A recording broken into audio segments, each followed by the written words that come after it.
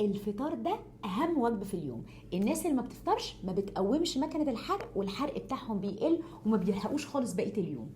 لا لا لا لا، الفطار ده مش مهم خالص. احنا اصلا بنصحى ملناش شهيه ناكل ومش جعانين، فرصه نعمل صيام متقطع ونبقى ناكل بالليل بقى بعد ما اليوم يخلص.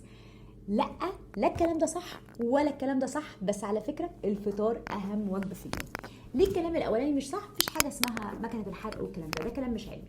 طب ليه الكلام التاني ده غلط؟ الصيام المتقطع بالتاكيد مفيد، بس حقيقي انت لما بتفضل طول النهار ما بتاكلش وتاكل بالليل بعد ما ترجع من الشغل بتعمله غلط.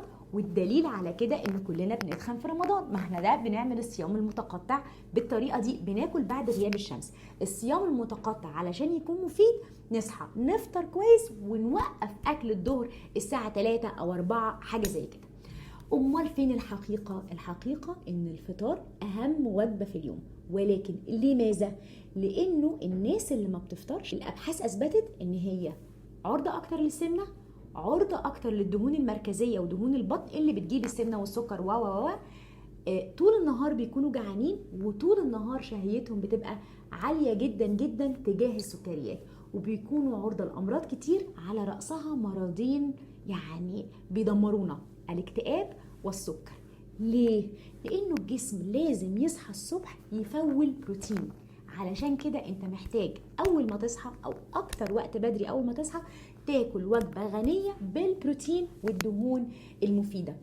شرحت لكم قبل كده ان في نظريه بتقول ان انا لو ما خدتش كفايتي من البروتين هفضل طول اليوم مخي يقول لي احنا محتاجين ناكل علشان بروتين، بس هو مش هيفهم يقول لك دور على بروتين. هيخليك تحس طول الوقت انك جعان وبتدور على الاكل وبس.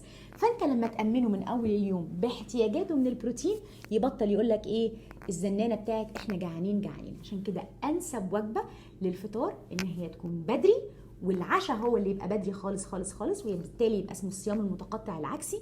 يكون غني جدا بالبروتين، اعظم فطار هو البيض، ويكون فيه دهون مفيده زي زيت الزيتون والافوكادو. خلاصه الخناقه، ايوه الفطار اهم وجبه في اليوم، بس الاسباب غير خالص اللي تسمعوها في كل حته.